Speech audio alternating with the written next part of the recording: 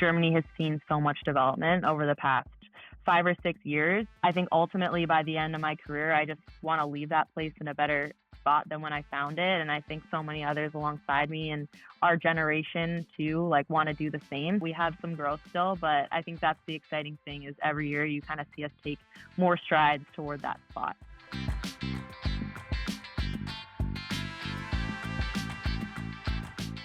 Hello and welcome back to Rinkside Rundown, the podcast that brings you inside the world of women's hockey, one story at a time.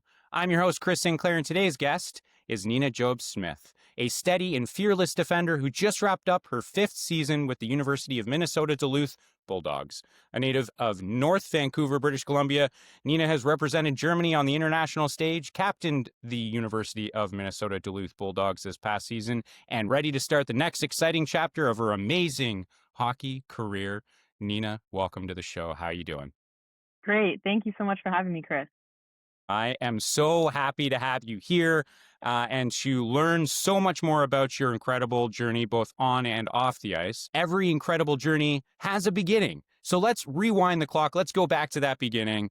What first got you into hockey? What drew you into the sport originally? Do you remember?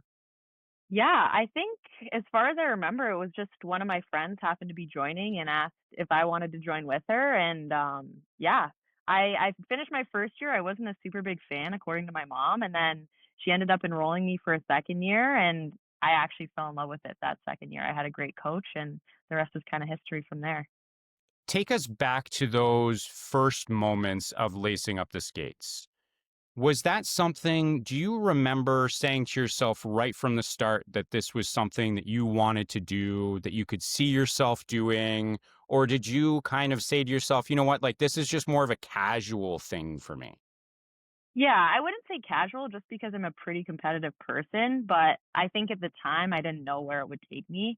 I'm the first person to play hockey in my family from both sides. So I guess it was kind of just figuring out my own path and then eventually having all of these female role models to look up to, whether that be in my hometown organization who I played with for, I think, probably 10 years or so, um, or looking at the national stage and having all those players to watch too. I think that's when I started to realize how serious I could make it and what I wanted to do with my future. Let's talk about family.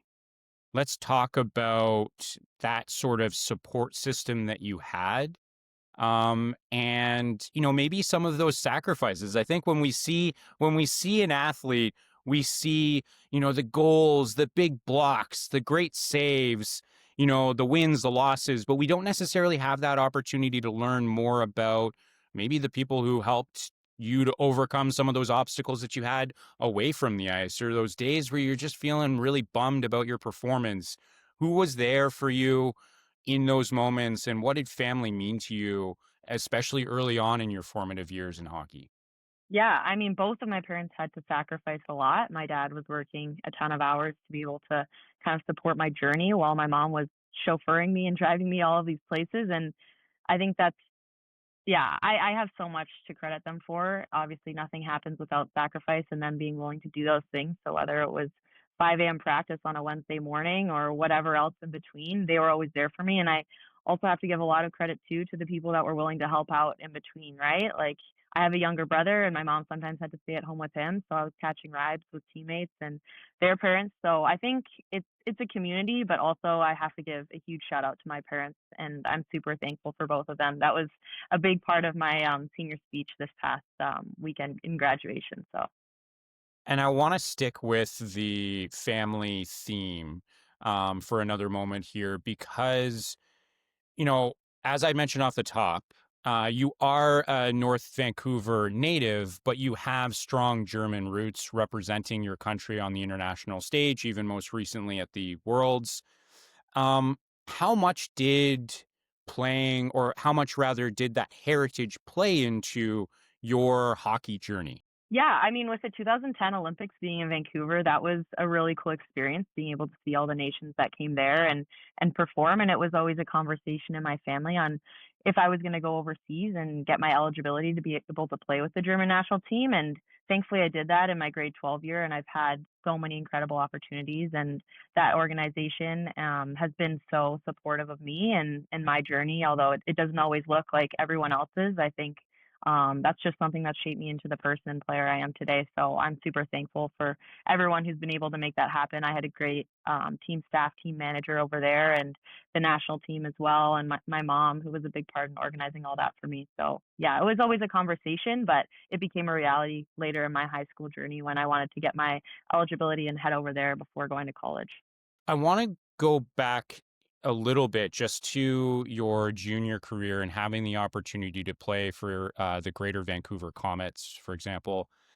I think seeing the success you're having now, it should come as no surprise that you also had success early on in your career, but it is still really remarkable to see basically right from the start, you've had incredible success on the ice.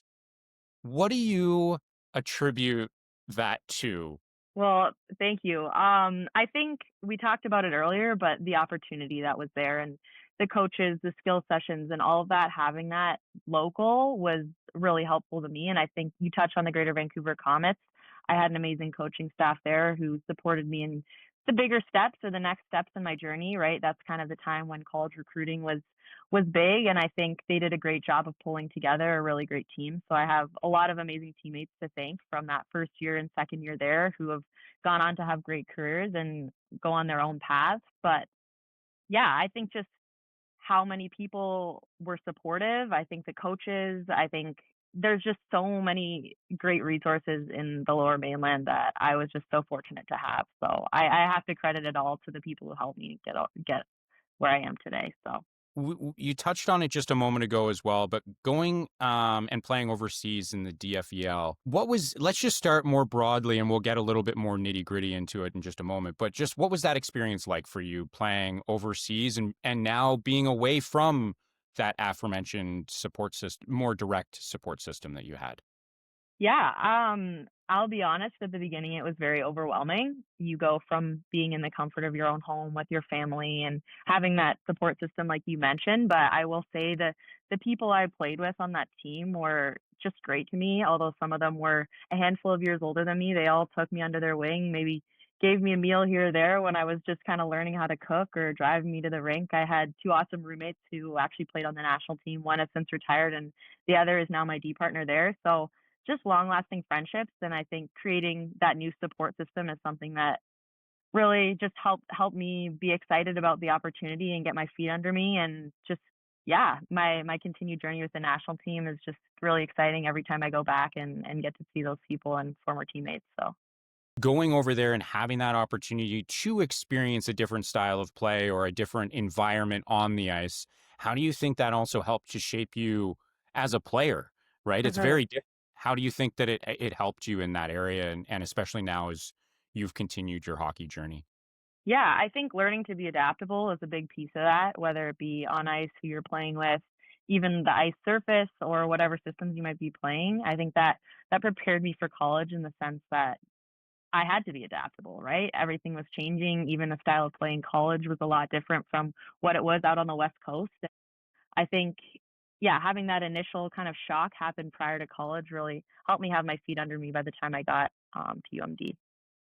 Perfect. And you set me up with the perfect segue because that's exactly where we're going. We did not rehearse that, and I love it. Um, let's talk about UMD. So, again, more broadly, um, why UMD? What made that the right place for you to um, continue your journey? Yeah, I ended up touring there. Kind of had a change in heart. I was originally committed to Canadian school and decommitted my 12th grade year. So it was a later recruitment process for me the second time around. But I think going through that, being older and having the experience I did, I really knew what I was looking for. And when I got on campus at UMD, I felt like the girls just all really cared. It felt like I was somewhere with 23 other me's who all had like-minded goals and kind of aspirations, not to mention the coaching staff too. I knew they were going to support me in all of my endeavors, and that all happened to be exactly true. I'm so thankful for my experience there. I learned from so many amazing coaches and my teammates, former leaders on our team. A lot of them are playing in the PWHL now too. So I think UMD is just a great spot to go, and I am so grateful that I made that my decision. When you arrived Mhm. at UMD, it became immediately apparent how important and impactful you were going to be on their blue line, but also in the NCAA more broadly. How would you, for someone who has living under a rock and hasn't seen you play, how would you describe your style of play, and how do you think that it's evolved over your time, both in the NCAA as well as internationally? Yeah, I think I've always been a more offensive defenseman, but playing in the NCAA and playing internationally has really taught me to play both sides of the puck. And I think that was something that came as an introduction when I got to UMD as a freshman, and we had a great coaching staff who implemented all those systems that are maybe foreign to high schoolers, right? So I think that's kind of the area that grew the most for me, was that physicality piece, working on my stick, playing that defensive side of the puck so I can allow myself and allow my teammates to play a more offensive game. But I think playing on our own blue line, or on our offensive blue line, is something that's always come a bit more natural to me. But playing on the defensive side of the game, I have to attribute a lot of that to my coaches and helping me work through those systems and kind of get my feet under me when I first got to college, because it was an adjustment. I won't lie. I would say playing on the West Coast, it's maybe a bit less of a physical game. So I had to adapt to that, especially being an undersized D man. But yeah, they were able to help me develop all of those skills, whatever it be in the D zone, and that kind of helped me work on my game and be able to contribute on both sides of the puck. Well, and speaking of contributing, as your collegiate career progressed, you actually ended up moving into a leadership role. So that was last season as an alternate captain, and then most recently this season, as I mentioned off the top, as captain. What does leadership mean to you specifically? Yeah, I think I'm so fortunate to have learned from so many great leaders and picking up from those before me. I think leadership really means speaking up in hard times, whether that be in the locker room or helping other people through their tough times. I think being able to create those connections and have that respect really pulls a team together, right? You all want to be on the same page, and when you work toward those similar goals and are able to communicate that with the group and kind of bridge the gap between coaches and players sometimes, or have that like middleman mentality, I think, yeah, communication is really what it comes down to for me personally.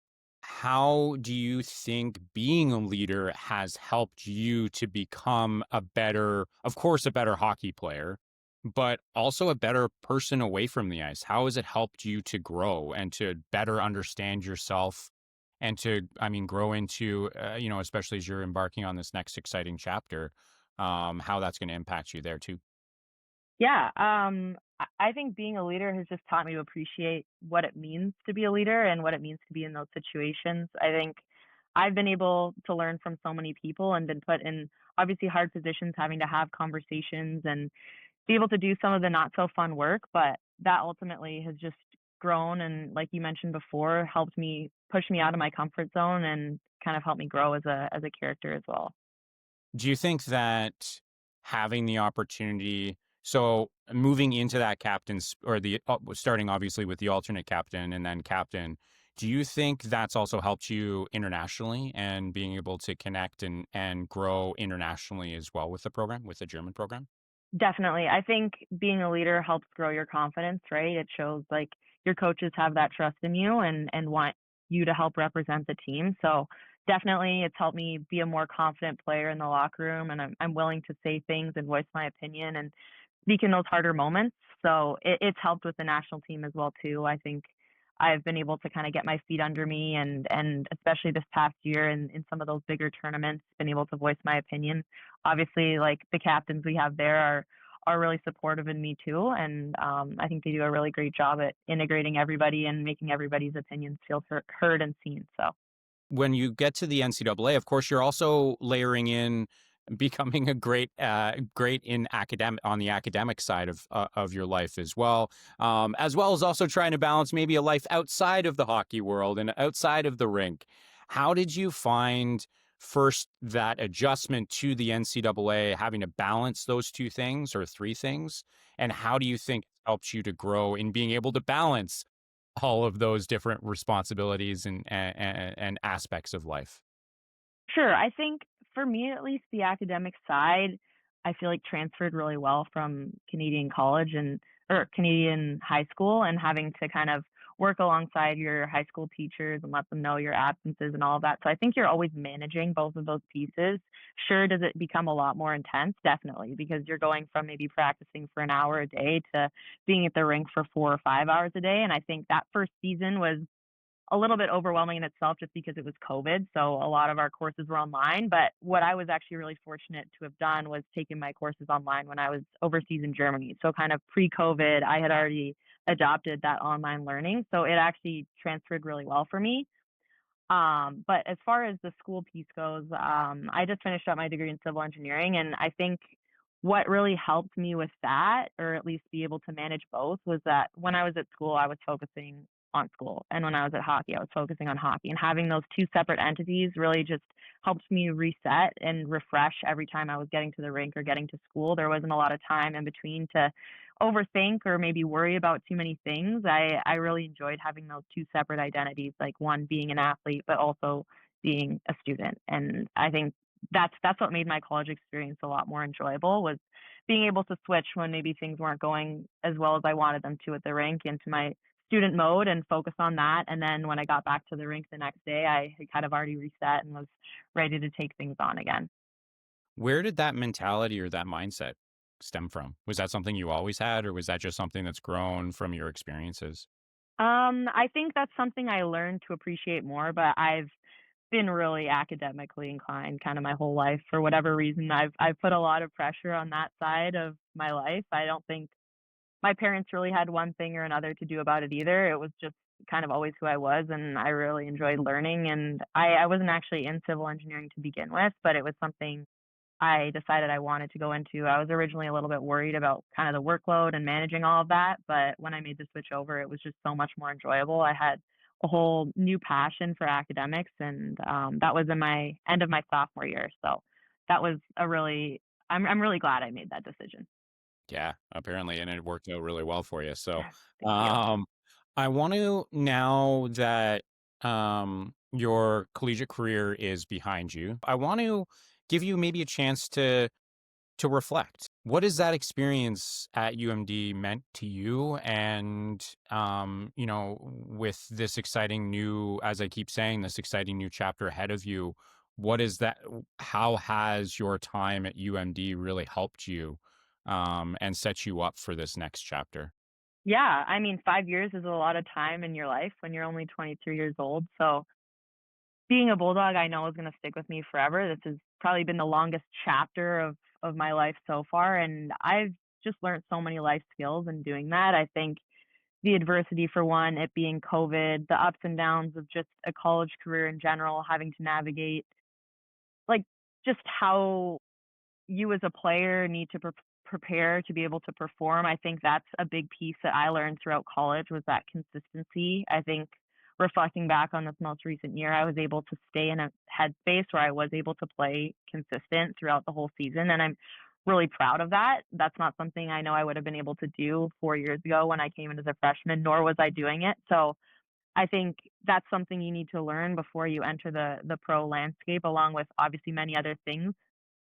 But I think that's where UMD has really helped me, is establishing that mental game, kind of rounding off those skills so that you can perform as an athlete every single night, and be able to help your team in those ways. And I mean, obviously not every night is your best, but kind of mitigating those drops, right? You don't want it to be a roller coaster. You want to be relatively steady and then kind of peak in between.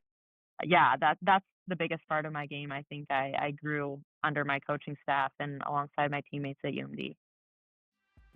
This episode is brought to you by MB Performance Nutrition, fueling the next generation of hockey players. Whether your athlete is just starting out or chasing next level performance, MB Performance Nutrition has free resources to help, like a meal timing guide and protein powder buying checklist. Founded by Melissa Bufunos, a certified holistic nutritionist and former elite hockey player, MB Performance Nutrition also offers one-on-one coaching, team workshops, and more. Learn more at melissabufunos.com. That's MELISSABOUFOUNOS.com. You know, we've spoken about your incredible collegiate career, and we're going to touch on a couple more things in just a moment. But I do want to highlight the career that you've had internationally as well, representing Germany, as I had mentioned. World championships, Olympic qualifiers. When you put on that jersey, and I know we kind of alluded to it earlier, but when you put on that jersey, what does it mean to you? I think just bringing the program and helping the program be in a better place than when we all put the jersey on at the beginning of the game. I think Germany has seen so much development over the past 5 or 6 years to the point where we are becoming contenders for that top pool, where we're qualifying for the Olympics. And I think there are so many strides that are being made. I think ultimately by the end of my career, I just want to leave that place in a better spot than when I found it. And I think so many others alongside me and our generation too, like want to do the same. So it's really cool being a part of so many like-minded people who want to do that. But obviously we're striving for more than what we've had in the past. We want to continue building. We want to be in that top pool. We want to be contending with the top teams. And we're on our way to do that. We have some growth still, but I think that's the exciting thing is every year you kind of see us take more strides toward that spot. So What is it like for you, specifically for you, to be going through that journey and to see that growth and to see that momentum building and to see all of your hard work, the team's hard work really starting to pay off as, qualifying for the Olympics? That's huge. hmm yeah, I think it's so rewarding. You look at maybe 3 years ago, earlier on when I was in college, and we were just trying to stay in that top pool, right? Kind of beat out those bottom two teams that moved up from the year prior, but now it's more of a competition to be at the top of your pool, right? So we're in those conversations and it's rewarding and it's exciting and you just want to continue reaching and grabbing for the next goal, right? So being able to do that and obviously having that trajectory is awesome and we want to stay on that path and we know there's a lot of work that goes into it, but I have to credit also so many other nations who are doing the same. And I think the gap is closing and women's hockey is becoming more competitive. And it's super exciting to see that and kind of see the growth, I guess, too, and what countries are willing to invest and how teams are kind of developing that way as well, too. You had the opportunity as well to be a part of the 2024 Women's World Championships that was in Czechia. Over 122,000 fans showed up for that tournament. New record, which is just phenomenal. Those crowds, I wasn't there, but I felt like I was. The crowds, the energy burst through the television. It was incredible to watch. Mhm. What was it like to be there? What was it like to be skating out on that ice in front of those fans in that experience? Yeah, it's amazing. I mean, Germany typically we're playing at 11 or 3 o'clock. So, that doesn't really fall within a lot of people's typical schedules. And the fact that so many people were willing to show up to those games and cheer us on was so exciting. And the energy, like it makes you kind of emotional thinking about it, but just the support in that arena was unbelievable and how Czechia was able to take hosting so seriously and kind of make all of the players in that tournament feel that professional level. I think that's something that's really exciting too. You see the PWHL having sold out crowds and how exciting that environment is to be in. And I think that's a taste, right? That's a little bit of a foreshadowing for some of the players who are hoping to play pro or even just watching at home. Like that's really exciting to see how many people want to show up for women's hockey in general. And the whole tournament was just so well set up. I think it was one of my best experiences so far, and I'm sure many others will attest to it. It was really cool. It was awesome. What for you personally, what were some of the biggest takeaways from that experience? And maybe not just on the ice, but maybe off the ice as well, having the opportunity to be in Czechia. Again, the fans there seem to be next level incredible. Just what were some of the biggest takeaways for you, especially as this was the last tournament that you'll be a part of before heading off into your PWHL career? And then inevitably, so, of course, so many more tournaments down the road, but this was the last one before you embark on your next chapter. Yeah, I mean, just being able to play against professionals who are already in the PWHL, obviously professionals who are in all other leagues as well too, but you want to perform against those players, and it's exciting to be able to push yourself in that environment. And I think, yeah, I was just fortunate to be able to do that and kind of finish out a season or finish out, I guess, right after our college career and have something to look forward to. Because I mean, obviously, no one wants to finish their college career on a loss, and that's always a tough thing to have happen. And you're always telling yourself, "We're going to win it. We're going to win the national championship." And unfortunately, it didn't go that our way this year. But having the world championships to look forward to, I think, was an important reset for myself personally, and just being able to look forward to the next thing and kind of move on from that heartache, I guess, of how our season ended at UMD. Okay. Well, it's come to that point now where we need to talk about this next chapter. I keep saying this Hmm. next exciting chapter. It's kind of that's how I can only imagine that's how you must be viewing it. Of course, there are a lot of emotions that come with that. Bring us into that mindset as you're preparing for the PWHL draft, for what will inevitably be a long and successful PWHL career. What's going through your head? How you feeling? How do you prepare for this moment? Yeah, I mean, it feels much like freshman year all over again, where there's a lot of unknowns. There are also knowns, but you can't control a lot of the things that you're walking into or where you're gonna fall in a lineup, right? All you can do is just fall back on the things you've learned. And what gets me excited is I've kind of already experienced a position where I have to work for my opportunities already. So I know I can handle being in that position. And I think going into the draft, it's exciting because all of the work has been done, right? So there's no more games to be played. There's no more film footage of you this next month. It's the work's been done. I've done everything I can, and now I get to hopefully enjoy what happens next. But yeah, it's exciting. It's nerve wracking, but like I mentioned in so many of my other answers, is I'm just really excited for new opportunities. So looking forward for what comes next, and yeah, I'm just really excited about it all. When you get drafted and you play in the PWHL, you will be just the third German player ever to play in that league. How do you feel about that? How do you feel about being a part of that group, and laying the foundation for so many other German players down the road as well? Yeah, when I think about that, I'm obviously really proud. I have to credit all of the other people who have laid foundations as well from Germany too. Maybe going to college or being that first set of girls who went overseas. I know that that was probably a really big challenge for them, and I know so many of them probably would have loved to play in this league. So just continuing to add the amount of German players we can have in this league, I think will just continue to help our success on the international stage. And we want that representation. We want to continue building on that. And it's a really exciting thing that you said we already have hopefully 3 players to be playing in the league, and we're only going to continue building on that. So it just makes me excited for what's in store for our program. There's such a buzz, obviously, when it comes to the PWHL. There's so much excitement. As you mentioned, sellouts, it happens all the time, which is absolutely remarkable and incredible to see. And it's about time, to be quite frank.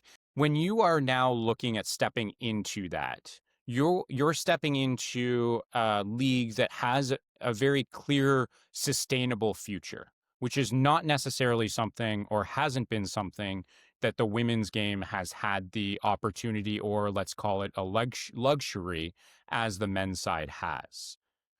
What excites you most about the possibility of being in the PWHL? And do you feel any pressure, especially with the fact that it is a newer league and there's already so much buzz?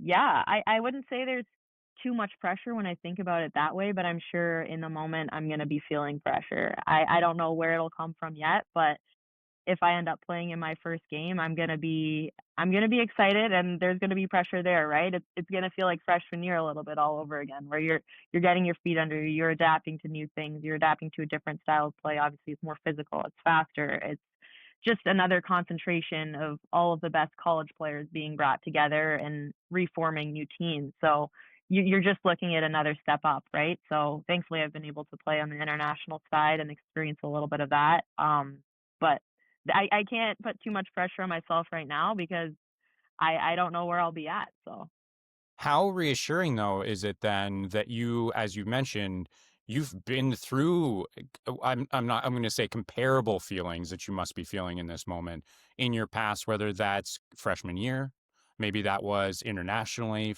certainly the first tournament that you're playing internationally, first ever tournament that you played internationally. I'm sure you had these same feelings. How reassuring is it, though, that you had these feelings, you went through those experiences, and you came out the other side and you were totally fine? Everything's fine. Everything worked out. How reassuring is that? yeah, it's everything. I think being able to step out of my comfort zone a couple times has just really helped me fall back on that in hard times and understand that like worrying about things isn't going to change what happens, right? I just have to kind of stay where my feet are and be ready for whatever comes next, right?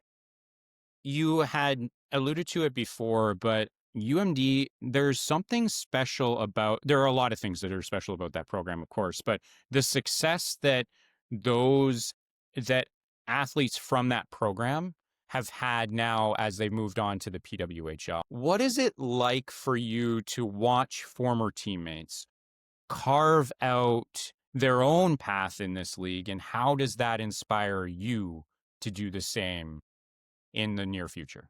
Yeah, it's really exciting. I have so many close friends that are playing in the league now, and I track them every single night. It's so amazing to see what people have been able to do and how many people have been able to prove themselves too. Not necessarily going maybe in those top rounds, but still proving themselves night in and night out that they deserve to be there and they deserve to earn their opportunities. So it's exciting, and I think that's just a testament to the Bulldog mentality. We have a little bit of that underdog bite, and I think so many of those players are having success because of that. They're just able to work their way into those spots and stay there. So it's cool to see, and it's really fun to watch. This is now, we're moving on to the final segment of today's show. This is the rapid fire question segment of the show. And as I always say, it's rapid fire only because I try my best not to ask any follow up questions. Okay. So this is all on you. You can take as long as you want to tell an amazing story if you'd like. I'm going to try not to ask any follow-up questions, although I'm telling you now, I probably will break that rule. What is your go-to pregame meal? I don't really have one. Depends on the day, depends on what I'm feeling, but I'll kind of eat what's in the buffet. I don't have a routine schedule of what I need to eat. What is your favorite cheat meal then? I mean, treat, I'm gonna go ice cream. There's a lot of good spots in Duluth, so I'm gonna miss being there for those reasons. But as far as meals go, I can't think of anything off the top of my head. Do you have any superstitions or pregame rituals? You don't eat the same stuff all the time, whatever's there, but does that still apply to any superstitions or maybe how you prepare for a game on game day? No, I just have to tape my stick, which I feel like is pretty standard. What I will say though is the farther we get into playoffs, maybe the more superstitious I get. So had we won the night before, I might wear the same sock on the right foot, but that's really rare. And I'll say probably has happened like twice in my college career. I try not to keep too many things the same because obviously if I don't play well, I want to change what I did, right? If I tape my stick or I do something different and I don't have the best game, then I'm going to do the opposite of that the next game. But I try not to be too superstitious that way. Okay, so then let's talk about the dressing room aux. Who was DJ most often? Do you MK remember O'Brien Oh, is our okay. most frequent DJer, although I have to give credit to Hannah Baskin and Clara Van Weeren. They're also on aux quite a bit too. Fair. Do you remember what was played most often? MK did a really good job of mixing it up. Her aux was really for the group, so I wouldn't say she stuck to a certain theme. She did a good job of just mixing in whatever old hits, new hits, pop, rap, whatever in between. Oh my goodness, it's just I feel like I would be terrible. I'd feel so much stress There's so much No, pressure, so many different personalities, so many different tastes. How do you nail the moment, especially me pregame? too. I don't want to Yeah. ruin anything. Yeah. No, see, I'm not superstitious, but if I had to be on aux, I know that would throw me off my game. I'd be putting way too much thought into what I'm queuing up next, and probably a little bit too insecure about my aux to focus on what the task at hand is. So I give a lot of credit to the people who can manage both. Yeah, absolutely. I agree with you. What's one thing that people don't know about you? Wow. Not too sure. So, like a random fact is that I like to cook.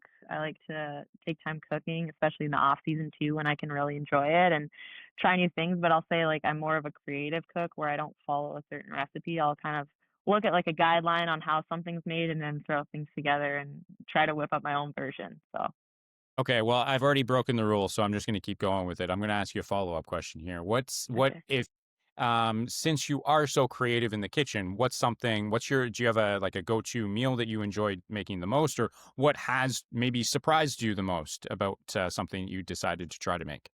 Um, I make chili. Chili is probably my best meal that I made, and I started my recipe freshman year, and I've refined it since. So I've made it for a lot of team gatherings, and our house will often rotate who makes dinner. So there's four of us, and one of us will make dinner for the house Monday night, one Tuesday, one Wednesday, and one Thursday. So we all kind of get to try new things. So you pick up on certain parts of other people's meals, and maybe try making that yourself. But I'd say chili is probably my best recipe.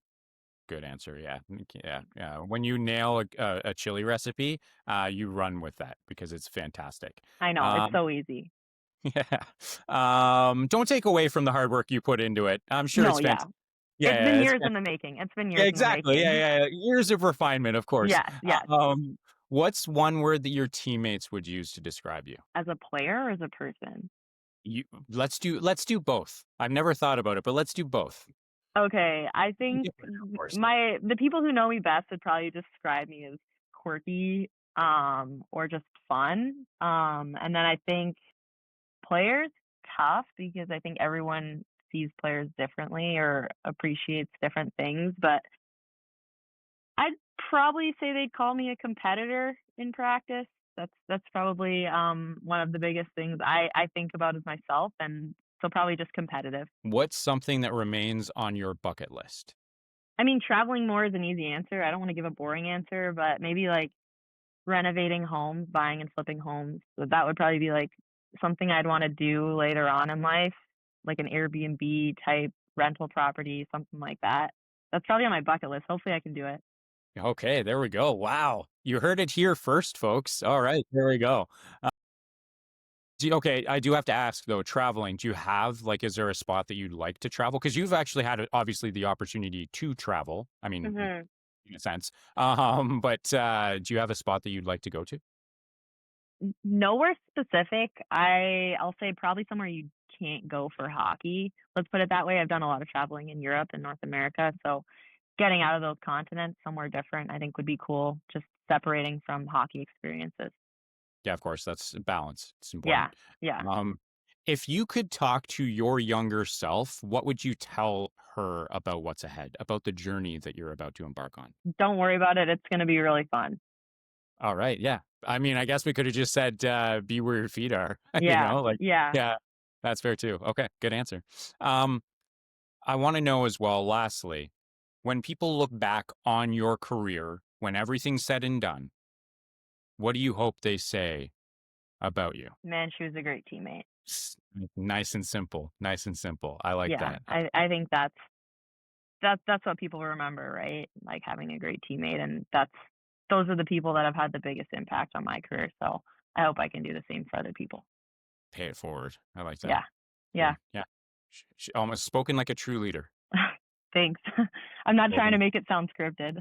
No, no, of course not. No, that's good. But that is a perfect way to end today's episode of Rinkside Rundown. A big thank you to Nina Jobst-Smith for joining me and sharing your incredible journey from growing up in North Vancouver to leading the University of Minnesota Duluth Bulldogs, representing Germany on the world stage, and now gearing up for the next chapter in the PWHL. Nina, it has been absolutely fantastic. I can't believe time flew by, but this has been absolutely amazing. I can't thank you enough. I know you have 1,000 things you're doing as you prepare, so I can't thank you enough for taking the time to hop on the show and talk a little bit about yourself and have a great conversation.